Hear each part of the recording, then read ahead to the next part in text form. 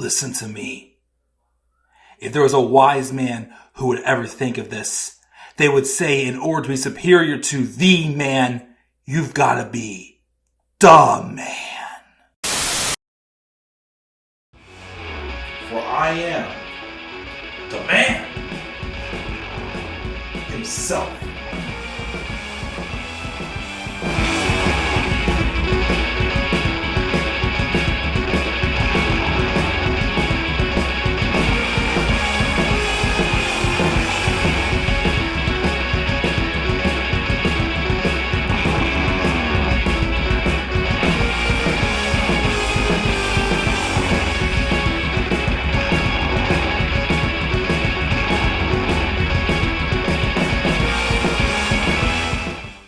Hello all, and what is going on, and how y'all doing on this Thursday evening?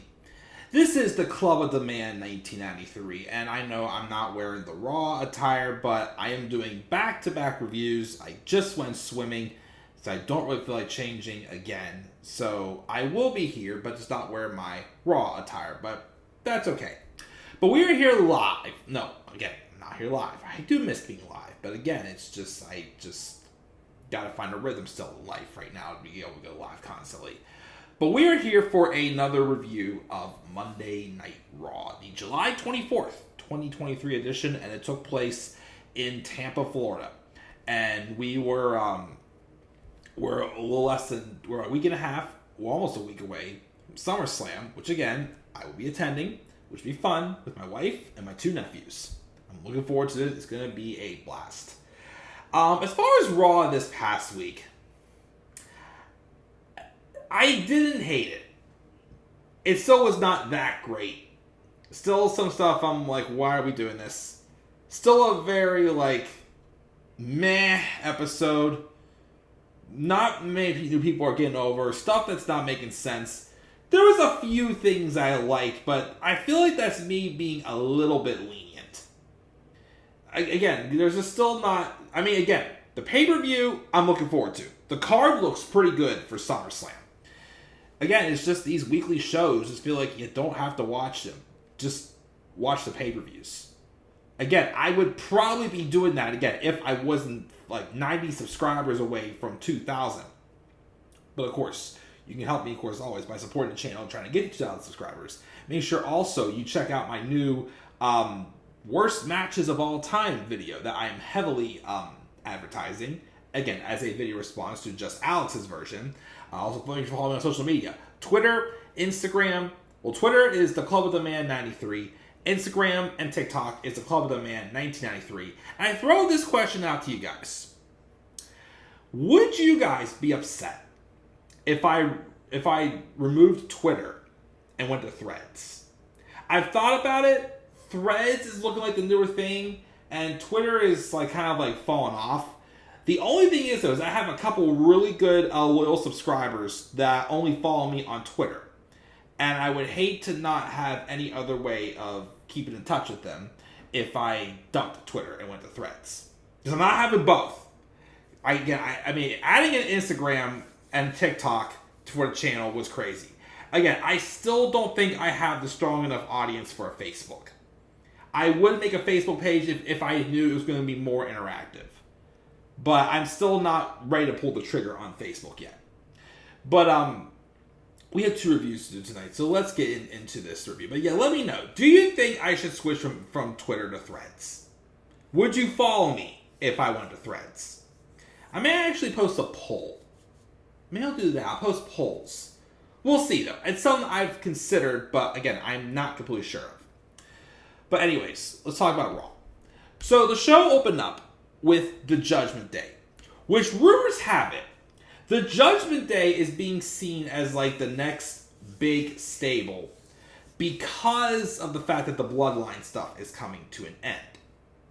My thing is I'd be for that, especially with the talent who are involved in it. I just still gotta continue to say this.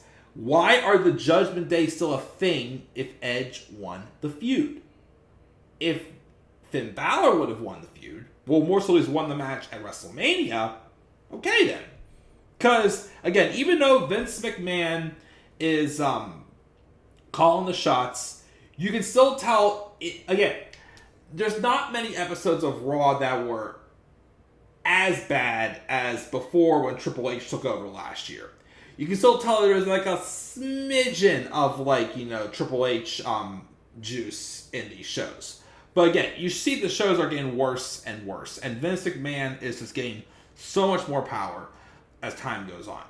So I am starting to wonder if maybe they could pull the trigger on Finn Balor winning the world title at SummerSlam. I'm still not 100% positive yet. But like I said, it would be better and more likely if Edge would not have beaten Judgement, would not have won the feud at WrestleMania. Because again, like now I still look at them and I think, why are they still a thing? Like, if you want to give Finn Balor a title shot or a title run, you can do that. But it shouldn't be with the Judgment Day. Damian Priest should also be on his own. Again, I keep saying this, you can keep Rhea and Dominik together. That still has mileage to it. But again, Judgment Day as a group, it just feels like it's just forced at this point. But they think that they're going to be the focal point now that the Bloodline is about to be done. Like I said, it would work if you do some better things, such as, of course, give Rhea some actual challengers, maybe? Maybe, again, not have Judgment Day lose all the time. But let's talk about them, though. So they come out, and basically this is a red carpet for Dominik Mysterio. Even though he appeared on SmackDown for no reason, this is the show he is on. So they basically celebrate him winning the NXT North American Championship. And apparently he is defending that title this coming Sunday at NXT's Great American Bash against Mustafa Ali and Wes Lee. A lot of Ali, Lee, you get the tongue twisting there. So Dom comes out and he basically is trying to talk, but of course he gets, booed like crazy and can't speak. Then out comes Kevin Owens and Sami Zayn. Which, of course, Owens says, didn't we just do this last week? And says how Raw starts off with a standard Judgment Day promo. And we gotta remind Dominik that nobody cares. So basically say we all think, yes, we get the same shit every single week. But the best thing Dom can do is shut his mouth forever. And then Dom is upset about being disrespected. And Sami says, nobody respects you, so you can't be disrespected. And he pitches the idea saying that if you're a fighting champion, put the title on the line against me tonight. In which Rhea Ripley accepts for Dom Dom. We had that match later on in the show. It was a good competitive match. It really was. Of course, things got interesting when Kevin Owens got ejected. And then Dominik and Damian and Rhea both got ejected. No Finn, because I think he was preparing for the contract signing later on in the show. And then Dom wins, though, because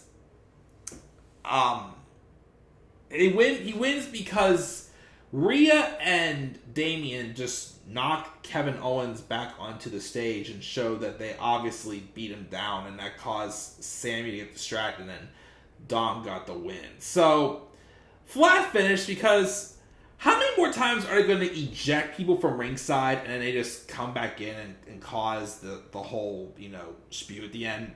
I keep wondering, because here's the thing too.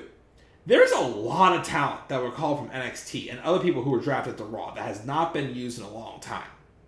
And one of them that they were teasing for quite a while to join Judgment Day, you saw some backstage stuff with him and Finn Balor, was JD McDonough. I'm thinking, okay, if you really want to, swerve us here, have JD McDonough be the one to cause distraction on Sami Zayn. Something different, but instead we have to do the same people. I get pissed off to do that. They eject everybody from ringside, have the heel who we know always has to have help to win, and think maybe they might be swerving us here. And instead of having somebody new cost the challenger, it has to be the same people who just got ejected. That's just flat as hell. But it was done as an injury angle, because apparently Kevin Owens, now there's two injury angles on this show. Of course, both happened because of Judgment Day. But apparently, Kevin Owens is dealing with some sort of like a rib injury or something like that. And he may work through it. But the latest I heard that if he takes some time off, he'll be out for 3 to 6 weeks.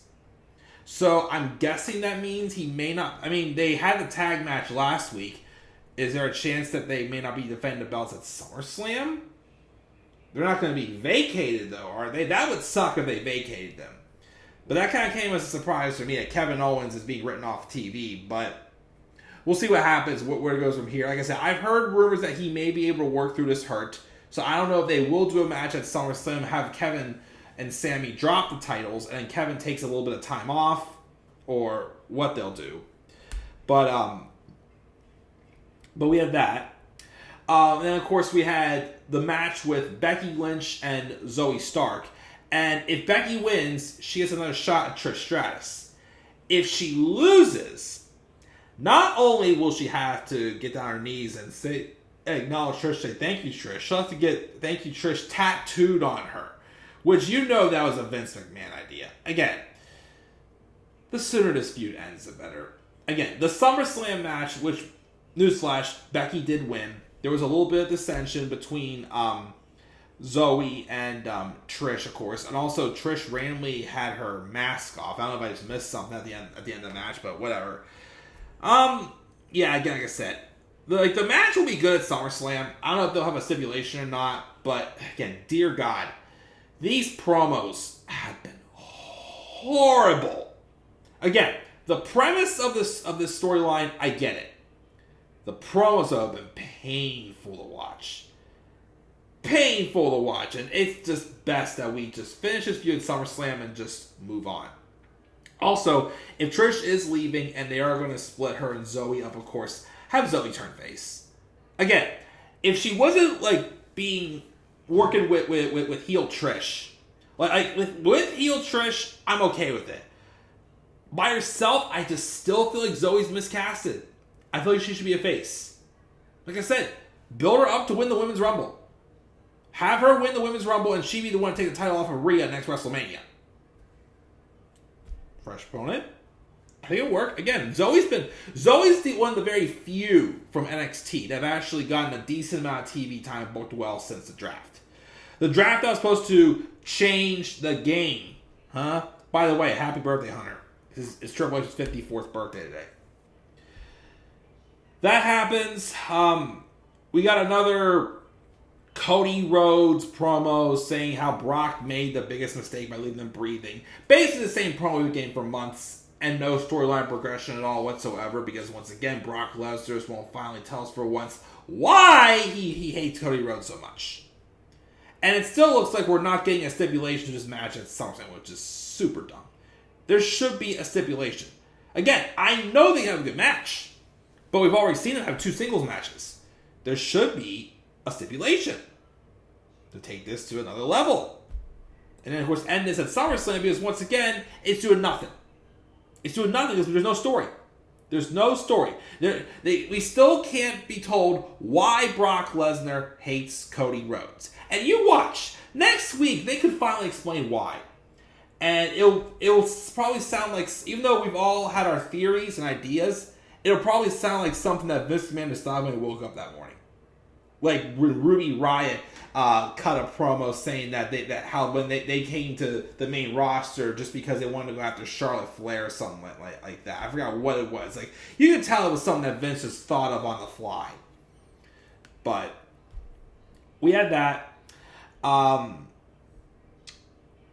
We have Ricochet backstage being interviewed, saying he's thrilled he accepted his invitation, but he doesn't understand why he thinks he can just show up late or whatever. And everything he wants to say, he'll say to Logan's face, which of course he will address here in a second. I'm sorry, my ring just fell off. I was playing around with it. Didn't mean to do that. Let me see what we got here. Oh yeah, and then of course since we had the match with Dominik and Sami, we already talked about that. Ricochet runs into Shinsuke Nakamura, and he asks, "Have you seen Logan?" He goes, "No." And Rick asks him to let him know if he does. Of course, they were just literally feuding over who gets their hands on Bronson Reed, or sorry, Big Bronson Reed.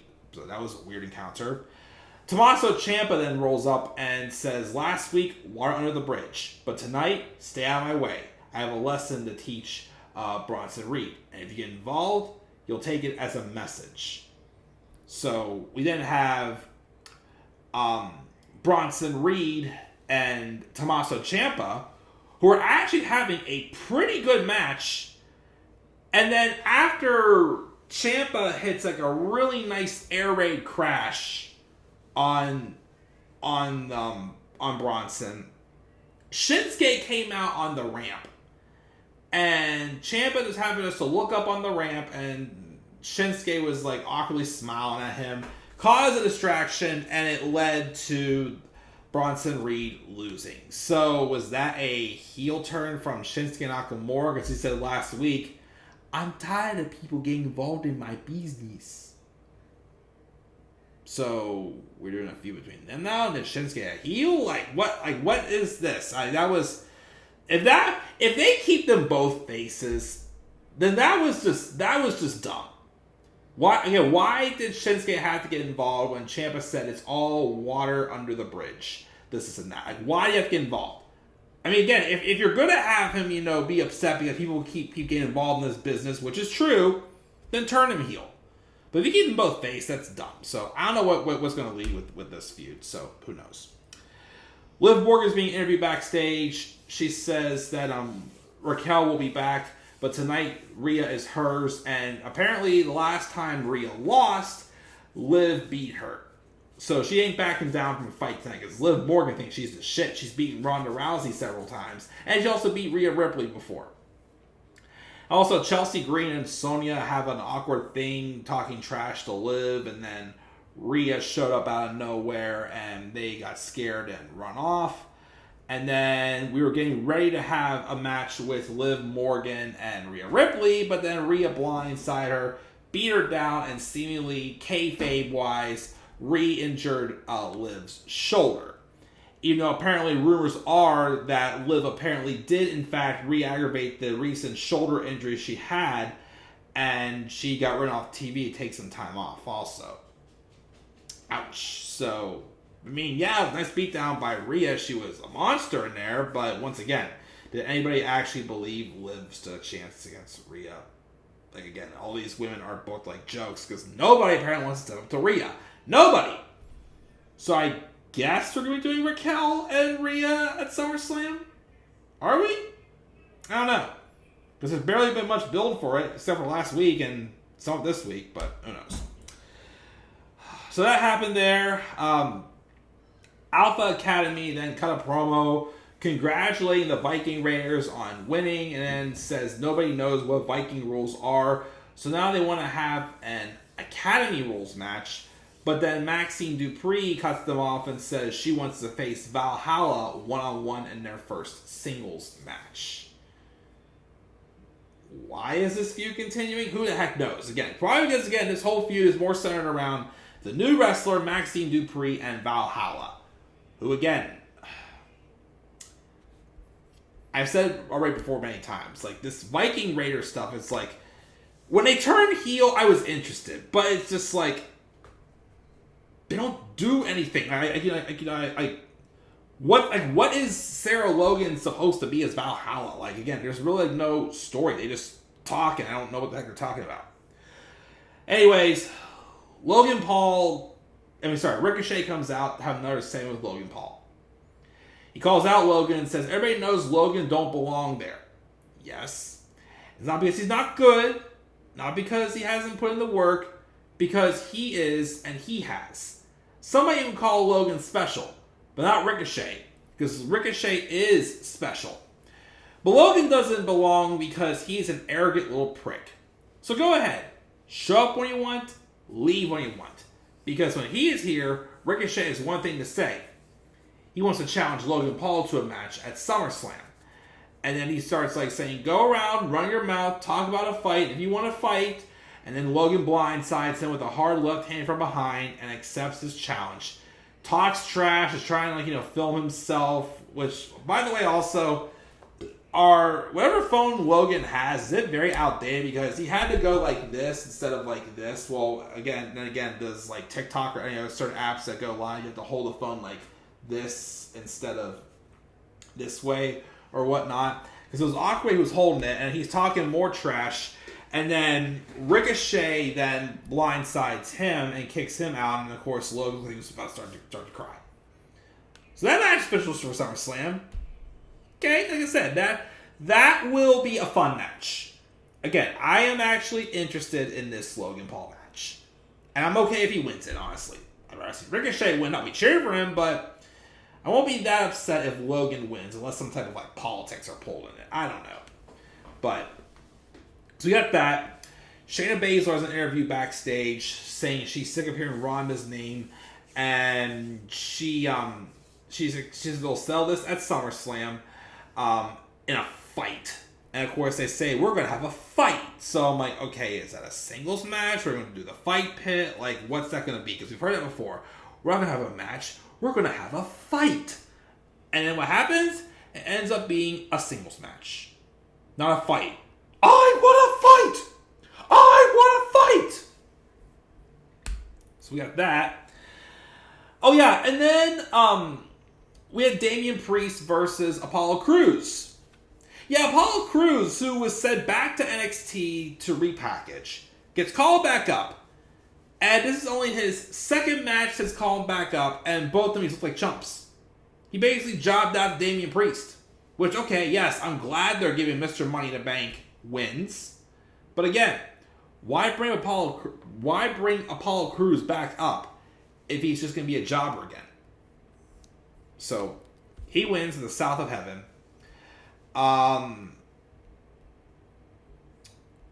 Becky Lynch is backstage playing with a skull and says she's excited about her win over Zoey and a rematch with Trish, and this is not going to be over until she says so. War Raiders cut a backstage promo about how the gods are pleased when they do battle in their name, and Valhalla accepts Maxine Dupree's challenge. Okay then. We have the face-to-face with Drew McIntyre and Gunther. Drew says he's here in dress, so why not just have a match right now for the IC title? And Gunther says he thinks that he will not defend his title in front of these degenerates. But he will fight Drew at SummerSlam. McIntyre talks about WrestleMania. Tells the story of meeting Sheamus the first time and dreaming of a singles match at Mania. And they had that match this year, but then Gunther picked the bones. Now they'll do it one-on-one, and Drew will kick his ass and become the new Intercontinental Champion. Ludwig Kaiser steps in the way, gives McIntyre guff for talking to the ring general like that, and Drew says, you know what, Ludwig, I actually like you. You actually got charisma where Gunther is like watching dry paint. He says, why don't you be the leader of Imperium? But Kaiser's like, I'm not interested in being disrespected. So then Drew challenges him to a fight, and then we have Drew McIntyre and Ludwig Kaiser, while Corey Graves was awkwardly imitating Ludwig Kaiser's voice. Which made me wonder if Vince McMahon was on the headset, because it was very goofy. But McIntyre, of course, won with a Claymore. Imperium continued to look like jokes. So they jumped Drew, but then Matt Riddle comes out to make the save. But eventually, Drew McIntyre was able to put Gunther through a table with a powerbomb. So that match is official for SummerSlam. I still wonder, though, why are they doing it, though? Because, again, isn't the goal to get Gunther being the longest reigning Intercontinental Champion? And he's got to get to September 8th to do that. And Drew McIntyre just is still in the midst of like a contract negotiation. I'm pretty sure Drew would not be coming back if he was going to lose this match. So I don't know what's going on. We'll see what happens. We'll talk about it more next week in my SummerSlam predictions. Ronda Rousey is being interviewed. Says she's like, oh, she can't challenge me to a fight. She's going to get in the fight. So I guess stipulation is Ronda Rousey, Shayna Baszler in the fight. So I'm pretty sure that could be anything more than a singles match. I mean, you can make it a submission match if you want. It'd probably be the best way because that's both their bread and butter is submission. But who knows? So we have that, and then finally the contract signing. So Finn Balor and Seth Rollins were in the ring. Finn, though, who was there before Seth, said that Adam Pearce couldn't be here because of the Judgment Day's chaos. Injury angles to Kevin Owens and Liv Morgan. And so Adam's got his hands full. But Finn's like, Seth and I, we're both professional. We both want the match. We just get this done like gentlemen. So out comes Seth. He signs a contract. And he waits for Finn to sign it. Finn, though, hesitates. And Seth immediately reads and realizes, you know you don't stand a chance. Which, going to Money in the Bank, and still somewhat now, I still believe that Finn... I still cannot believably believe... I mean, if Triple H had more leverage, I would definitely say I'd see Finn Balor for sure winning this. Because, again, Finn Balor is one of Triple H's guys. But based off his booking, I still don't think they're going to pull the trigger and put the title on Balor. I'd like for them to do it, but I don't think they will. But Seth says it. He don't stand a chance. He's either going to lay down and listen to people sing his song, and even if he's the winner, his title reign will be short in his Universal title reign. Because he thinks Damian Priest will cash in on him, and it won't be the coronation of the Judgment Day. It'll be the end of the Judgment Day. Finn, though, still signs a contract and tells Seth that he thinks he has it all figured out. That he's so smart. The architect. He runs the place. But the Judgment Day does. Not him. And then Finn says he's been losing for the last 7 years. And slowly going mad. And it feels like an itch that you just can't scratch. Like a 7-year itch. And SummerSlam, he'll make Seth his 7-year bitch. And Rollins steps to the table. And of course, because at this time, the rest of the Judgment Day were starting to come out and surround the ring. So Seth basically just like goes for it, but they're being down on him 4-on-1 before, and then there was a tease of Damian Priest cashing in, but of course Finn's kind of like, we had a deal here. But before anything else went further, here out came Sami Zayn with a chair. But then Finn Balor took him down. And then they continued to work over Seth. Damian hit the Razor's Edge. Razor's Edge. Dominik hit his Frog Splash. And then Finn finished with the coup de grace and held the title over Seth Rollins to end the show. Yeah, they could put the title on Finn. Like, I have a little more faith. I mean, again, the match of Money in the Bank was definitely not what I expected. I mean, it felt like a main event, like a decent main event of Raw. But it was a shorter match. They gave you the idea Finn could have won. But even going to that match, I didn't think Finn stood a chance. I have a slight inkling, especially, of course, if they're putting belts on Rhea and Dom, and Damian Priest as Mr. Money in the Bank. Part of me wants to believe a little that they may put the belt on Finn at SummerSlam. I just don't 100% believe they will. I just still can't see the way they booked Finn Balor. I can't see them putting the title on him and him getting a solid run. So we'll have to wait and see. But that's Raw. It was decent. Like I said, I'll be generous and give it a C+. There was a few things that I was intrigued by. Again, I did like, other than the finish, I did like the match with Dom and Sami. Tommaso Ciampa and Bronson Reed actually had a good match until, once again, the finish, Shinsuke got involved. The beatdown Rhea had on Liv was decent as well, but of course, it could have been better if, Rhea actually had some willing, good challengers and whatnot. And a few other things that I was cool with, and again, it's still Raw. It's still meh. So,